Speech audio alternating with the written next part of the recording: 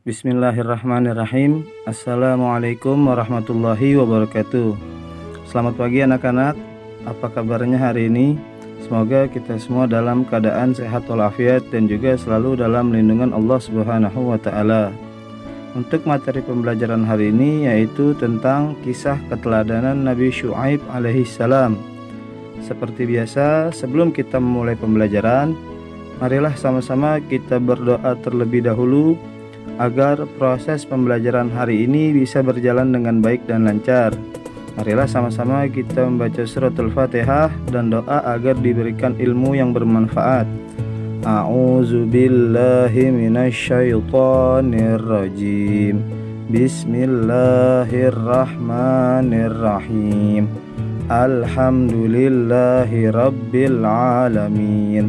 Ar-Rahmanir-Rahim. Maliki yaumiddin. Iyyaka na'budu wa iyyaka nasta'in. Ihdinas siratal mustaqim. Siratal ladzina an'amta 'alaihim ghairil maghdubi 'alaihim waladdallin. Amin. Bismillahirrahmanirrahim. Rabbi zidna ilma warzuqna fahma. Amin ya rabbal alamin. Bagian pertama, Nabi Syuaib alaihi salam berasal dari suku Madian. Suku Madian adalah orang-orang Arab yang tinggal di sebuah daerah bernama Na'am di pinggir negeri Syam. Saat ini negeri Syam dikenal sebagai negeri Syria. Kaum Madian kebanyakan bekerja sebagai pedagang karena kota mereka tempat bersinggah kafilah-kafilah dagang. Kaum Madian tidak beriman kepada Allah Subhanahu wa taala. Mereka menyembah berhala. Selain syirik, ada kebiasaan buruk yang suka dilakukan kaum Madian, yaitu mereka suka berbuat curang. Mereka mengurangi takaran dan timbangan jika mereka menjual suatu barang.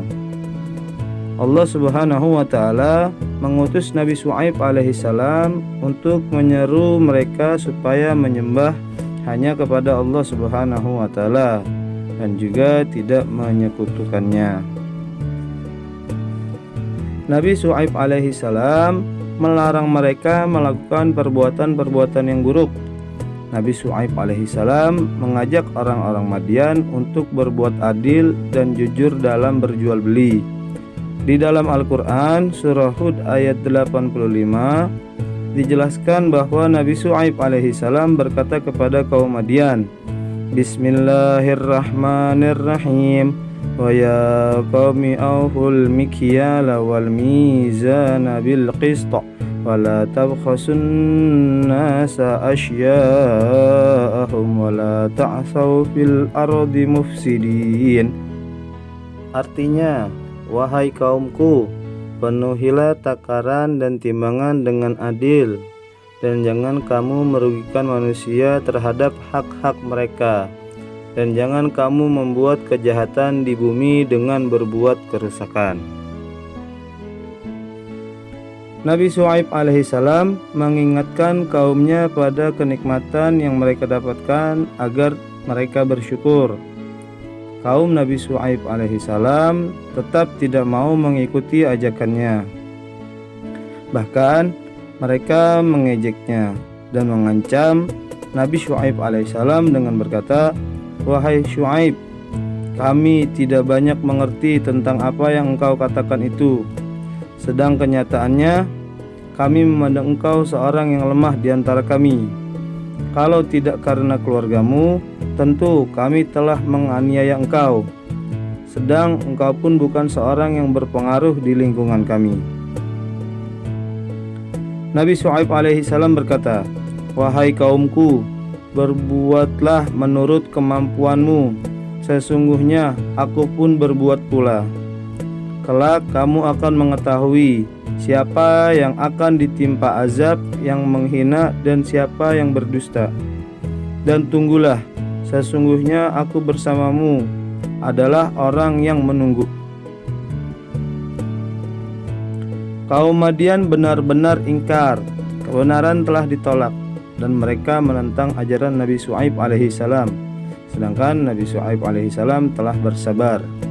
Nabi Syuaib alaihissalam merasa khawatir terhadap kaumnya akan azab yang menimpa mereka. Maka Allah Subhanahu wa ta'ala membinasakan kaum Madian. Mereka disambar petir yang sangat keras disertai dengan gempa yang sangat kuat sehingga mati bergelimpangan. Kaum Madian dibinasakan dan dijauhkan dari rahmat Allah Subhanahu wa ta'ala karena menolak untuk beriman kepada Allah Subhanahu wa ta'ala. Hal yang menonjol dari kisah tentang Nabi Syuaib alaihissalam adalah kritikan Allah Subhanahu wa ta'ala atas perbuatan bohong dan curang yang sering dilakukan oleh para pedagang dengan maksud memperoleh keuntungan sebesar-besarnya ketika melakukan transaksi. Tampak pada gambar dua pendulum atau alat timbangan. Satu sisi biasanya diisi alat pengukur dan sisi lainnya untuk barang yang diperjualbelikan. Misalnya, jika seseorang mau membeli beras 5 kilo, maka pedagang yang curang akan menyelipkan barang lain pada pendulum alat pengukur supaya barang yang dibeli seolah-olah sudah mencapai 5 kilo, padahal sesungguhnya belum. Dengan cara curang seperti itu, pedagang akan lebih banyak meraup keuntungan. Ada beberapa alat yang memiliki manfaat serupa dengan timbangan, misalnya ukuran liter untuk mengukur minyak tanah, gandum, dan lain-lain.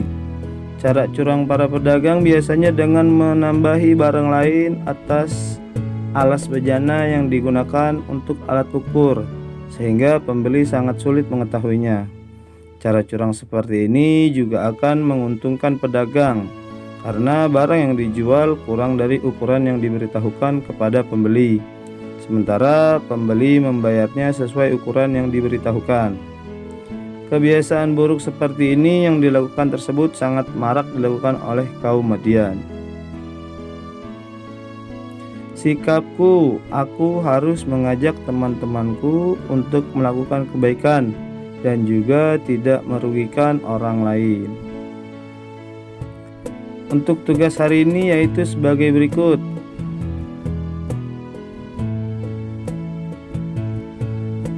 Apabila sudah dikerjakan, mohon difoto dan dikirim langsung ke WA pribadi Bapak.